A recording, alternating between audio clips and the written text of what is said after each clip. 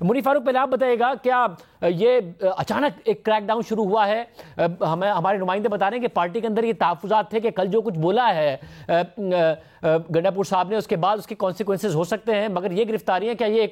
एक ऐसा वाकया 9 मई के बाद जो क्रैकडाउन शुरू हुआ था वैसा क्रैकडाउन का सामना करना पड़ सकता है पार्टी को? बहुत शुक्रिया शाहजेब साहब। देखिए, कल जो खास तौर पर तकारीर की गई, एक तो खालिद खुर्शीद के जानिब से और खास तौर पर जो अली अमीन गंडापुर साहब की जानिब से, उसके बाद बड़ा ब्लो बैक आया है। और जो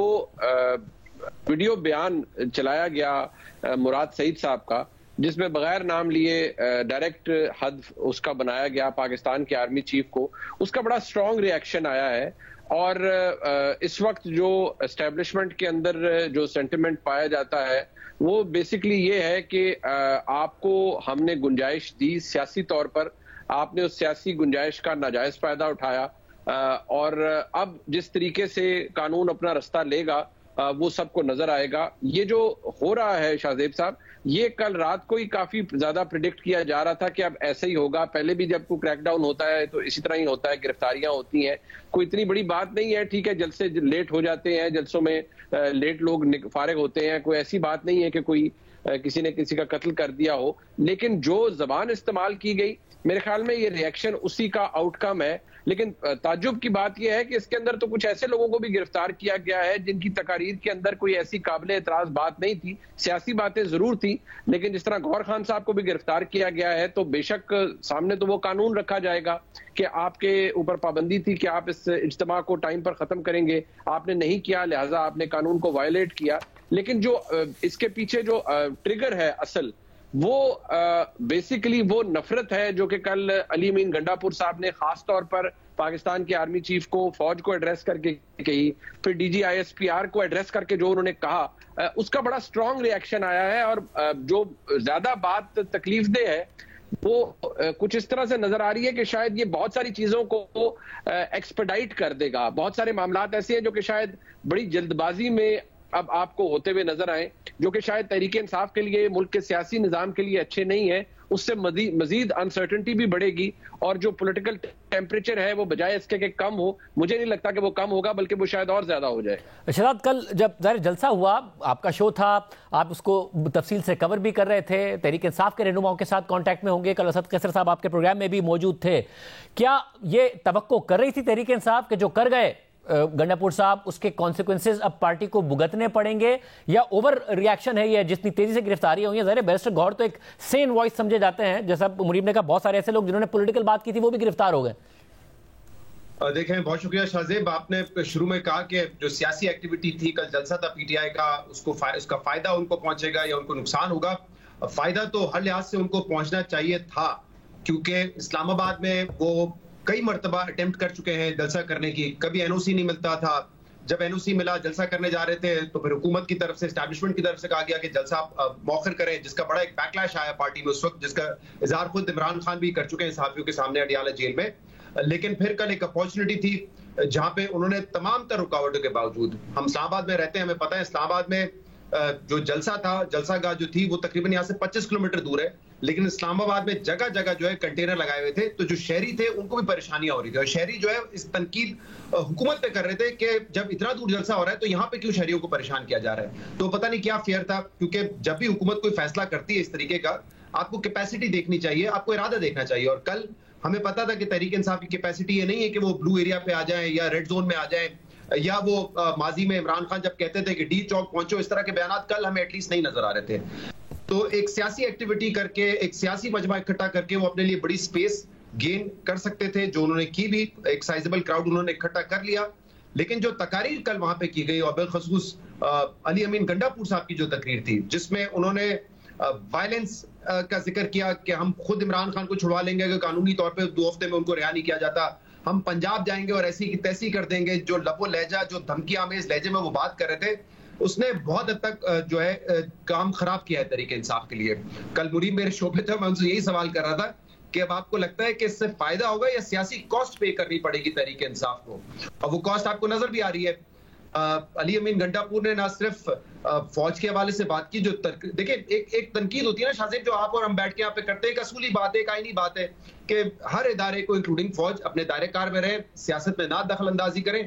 ये बात करने पे कोई हर्ज नहीं है, लेकिन जब आप उससे आगे जाके एक धमकी आमेज लहजे में बात करते हैं कि नहीं, अगर तुमने अपना इदारा ठीक नहीं किया तो मैं तुम्हारा इदारा ठीक करूंगा, तो फिर उसके रिपरकशंस होते हैं जो आज हम देख रहे हैं। मतलब ये एक बड़ी अहम बात है कि ये फिर सस्टेन भी कर पाएगा या नहीं कर पाएगा। इस वक्त एक बड़ी दिलचस्प सूरत हाल है मुनीब के, बाकायदा तौर पर खुद गंडापुर साहब कहते हैं कि मेरा ही राब्ता था और बड़ी आला सतह पर यह राब्ता हुआ होगा क्योंकि मैं चीफ मिनिस्टर हूं, वो कह चुके हैं ये। अब इमरान खान साहब भी आज मान रहे हैं कि एस्टैब्लिशमेंट ने मुझे पैगाम भेजा था, तो एक कम से कम राब्ता बहाल होता गंडापुर साहब के जरिए है। उनकी खुद आर्मी चीफ से भी मुलाकातें हो रही हैं और वही फिर बड़ी सख्त तकरीर करते हैं। पार्टी के अंदर दो राय हैं, एक तो जाहिर है वो एक खुदकुश हमले के तौर पर देख रहे हैं पार्टी के ऊपर ही कि पता नहीं गंडापुर साहब ने क्या कर दिया, दूसरा ये भी है कि उनकी किसी ना किसी लेवल पर अंडरस्टैंडिंग है, उन्होंने जो किया सोच समझ कर किया। दूसरी तरफ इस बात को कैसे लिया जा रहा है कि कहीं ना कोई अंडरस्टैंडिंग है? शाहजेब साहब, इसमें अंडरस्टैंडिंग का पहलू तो कोई ऐसा नहीं है। जो इमीडिएट रिएक्शन था वो कल मैंने, जिस तरह शहजाद साहब बता रहे हैं, इन्हीं के प्रोग्राम में मैंने इनके प्रोग्राम में जाने से कुछ चंद मिनट पहले जब मैंने गुफ्तगू की, पता करने की कोशिश की, तो बहुत से जिन लोगों से बात की उन्होंने कहा कि यार ये कुछ अजीब सी कुछ चीजें इस तरह इस्तेमाल की उन्होंने गंडापुर साहब के हवाले से और कहा ये अजीब कैरेक्टर है हमारे, आके तो मिन्नते तरले कर रहे होते हैं, छोटे छोटे कंसेशन हमसे ले रहे होते हैं। और फिर शायद किसी ने भी शकूक का इजहार किया कि शायद वो अंडर इन्फ्लुएंस हो, शायद उन्होंने कुछ किया हुआ हो। तो अब लेकिन बुनियादी बात सिर्फ ये है कि जो राब्ते की बात है एस्टेब्लिशमेंट से, मेरे ख्याल में गंडापुर साहब के हवाले से मैंने पहले भी कहा था, मैं अब भी कहूंगा। इनफैक्ट जिस दिन ये जलसा मनसूख हुआ मैंने अपने डिजिटल प्लेटफॉर्म पे भी कहा और गालिबन आपके प्रोग्राम में भी मैं हाजिर हुआ, तो मैंने यही कहा कि गंडापुर साहब भी सारे मामले में इस्तेमाल हो गए। शाहजेब साहब, अगर आप उसको ट्रैक करें तो आप ही के चैनल पे जियो न्यूज पे सबसे पहले यह खबर ब्रेक की गई कि जिस दिन इमरान खान साहब ने कहा कि जनरल फैज हमीद का ओपन ट्रायल होना चाहिए, तो विद इन मिनट्स उसके ऊपर रिएक्शन आया। जियो न्यूज ने इसे नशर किया कि सिक्योरिटी जराये का ये रिएक्शन है और ये उस जलसा मुलतवी होने से कोई एक दिन पहले की बात है या मैक्सिमम 2 दिन पहले की। तो मेरे ख्याल में बड़ा ही कोई बचगाना अप्रोच थी पूरी तहरीके इंसाफ बशमूल जनाब गंडापुर साहब के और इमरान खान साहब के, कि आपको एक वाज़ेह पैगाम मिल रहा है। कम से कम गंडापुर साहब तो बाहर है, उन्हें तो पता था कि एस्टैब्लिशमेंट का ये पैगाम है कि भाई आप कहते हैं ओपन ट्रायल, हम डिसाइड करेंगे कि हमने ट्रायल क्या करना है। हाँ, अलबत्ता आपका ट्रायल हम ओपन करेंगे और दुनिया को बताएंगे कि आप क्या करते या करवाते रहे। अब एक दिन में शाहजेब साहब कुछ ऐसा नहीं था जो तब्दील हो गया। और आप यकीन मानिए जो पूरी एक्सरसाइज की गई, मैंने उस दिन भी अर्ज किया था, चंद बड़े जिम्मेदार सिविल अफसरान ने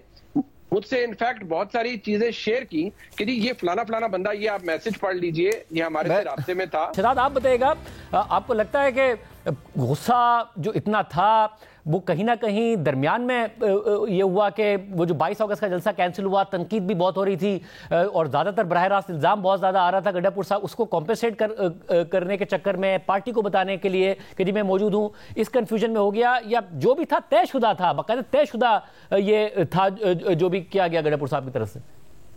नहीं शाहजेब, तयशुदा तो इस हद तक नहीं हो सकता। हाँ, अगर कोई ऐसा अंडरस्टैंडिंग हो भी तब भी आप एक छोटी मोटी बात करके निकल जाते हैं, लेकिन हो सकता है ये फ्रस्ट्रेशन हो उनकी, क्योंकि सिर्फ पार्टी के अंदर नहीं, जो उनके मुखालफिन है वो तो असेंबली के फ्लोर पे भी कहते हैं कि जब हमारे साथ मीटिंग्स में आते हैं अच्छी अच्छी बातें करते हैं और फिर जब जलसे में जाते हैं तो तकरीरें करते हैं, यानी कि वो भी एक डाउट क्रिएट करते थे कि शायद इनकी जो सेटिंग है वो हुई भी है। तो मैं पहले भी यही बात कर रहा था कि देखिए जो उन्होंने बात की वो गलत है, नहीं करनी चाहिए थी, उससे सियासी स्पेस कम होगी तहरीक इंसाफ के लिए। करना तो यहाँ पे ये चाहिए था, आपको अब इस्लामाबाद में जलसे की इजाजत मिल गई है, आप लाहौर में इजाजत लेते और आहिस्ता आहिस्ता अपनी पॉलिटिकल एक्टिविटी को बढ़ाते, क्योंकि देखिए 2 ही तरीके हैं ना सियासी जमात के पास, बल्कि एक ही तरीका है कि आपने बात करनी है और सियासत के जरिए रास्ता निकालना है। आप लड़के तो ये रास्ता नहीं निकाल सकते ना ऑल आउट जाकर, और अगर ऑल आउट जाना है तो फिर आप हुकूमत से मिन्नतें ना करें कि आप एनओसी दे दें, आप बगैर एनओसी की जलसे कर लें, अगर लड़ाई आपने करनी है तो कल एक पॉलिटिकल एक्टिविटी थी और ये बात बिल्कुल दुरुस्त है। कल असद कैसे साहब को जब हमने बताया कि अली अमीन गंडापुर ने ये तकरीर की है तो उन्होंने उस पर तबसरा नहीं किया, उन्होंने कहा मैंने सुनी नहीं है, मैंने पढ़ के भी बताया कि देखें ये बात की और एक नहीं 2 मरतबा, लेकिन उन्होंने कोई पोजीशन नहीं ली। और जराए बता रहे हैं कि पीटीआई के अपने लोग बता रहे हैं कि कई लोग ये समझते हैं कि एक अपॉर्चुनिटी थी जिससे आप अपनी स्पेस क्रिएट कर सकते थे, उसको आपने लूज किया है। लेकिन जो अभी बैरिस्टर साहब बात कर रहे थे वो बात बिल्कुल दुरुस्त है और आपने भी सवाल किया कि क्या हुकूमत ओवर रिएक्ट कर रही है? बिल्कुल ओवर रिएक्ट कर रही है हुकूमत। इस बात को जवाब बना के कि अगर अली अमीन गंडापुर या किसी और ने इंसाइटमेंट टू वायलेंस किया है तो उसके खिलाफ आप कार्रवाई करें, लेकिन उसको जवाब बनाकर पूरी पार्टी पे क्रैकडाउन करना, बैरिस्टर गौर को गिरफ्तार करना, शेर मरवत को गिरफ्तार करना, दीगर रहनुमाओं को गिरफ्तार करना, इसका वाकई कोई जवाब नहीं है। और इससे एक तो देखिए नुकसान तो उल्टा होगा ही, बोल का ही हो रहा है ना, अगर तमाम सियासी जमातें इस माहौल में है। लेकिन आप ये भी सोचें ना, फिर अगर आप मजीद इनको पुश करेंगे तो जो हॉक्स है फिर वो सामने आएंगे तरीके इंसाफ के, फिर हमारे तरीके का ठीक है, क्योंकि जो तुम में से डिसेंट तकरीर करता है, जिसका लबो लहजा ठीक होता है, जब उसको भी गिरफ्तार होना है तो बेहतर ये कि तकरीर करके गिरफ्तार हो जाओ। तो ये हुकूमत जो इस वक्त कर रही है, और इसकी आड़ में कि जलसा 7 बजे नहीं खत्म हुआ। शाहजेब, आपने, मैंने, मुनीम ने मुतादिद जलसे कवर किए हैं, आज तक कोई ऐसी डेडलाइन नहीं होती कि 7 बजे लाइटें बंद हो जाएंगी, फलाना हो जाएगा, इसके बाद आप नहीं कर सकते। रूट्स बंद किए हुए थे आपने, आप उनको जलसा करने देते, जलसा करके अगर वो बैठ जाते, आप भी तनकीद करते हैं, हम भी तनकीद कर रहे होते कि धरने की बात तो नहीं हुई थी, लेकिन अगर 1-8 घंटा ऊपर नीचे हो गया, जो कि हो जाता है जलसों में, और वो भी हुकूमत उसकी एक वजह हुकूमत भी है ना उसकी, जब आप इतनी बंदिशें लगा देंगे, इतनी रुकावटें क्रिएट करेंगे, तो उसको जवाब बना करके आप अब गौहर साहब को भी गिरफ्तार कर लें, फला को भी कर दें, और इसमें इसके बाद आप एक ऐसा माहौल क्रिएट करेंगे जैसे 9 मई के बाद हुआ था। तो मेरे ख्याल से इससे तो हुकूमत का भी लॉन्ग टर्म में नुकसान होगा, शायद वक्ती तौर पर कोई फायदा हो जाए। बहुत शुक्रिया नाज़रीन, आपने तज़किया सुना है। ये बड़ी अहम बात है कि इस एक तकरीर को बुनियाद बनाकर एक पूरी जमात पर क्रैक डाउन करना, ऐसे रहनुमा जिन्होंने कोई ऐसी इश्तियाल अंगेज़ बात भी नहीं की है, फिर कानूनी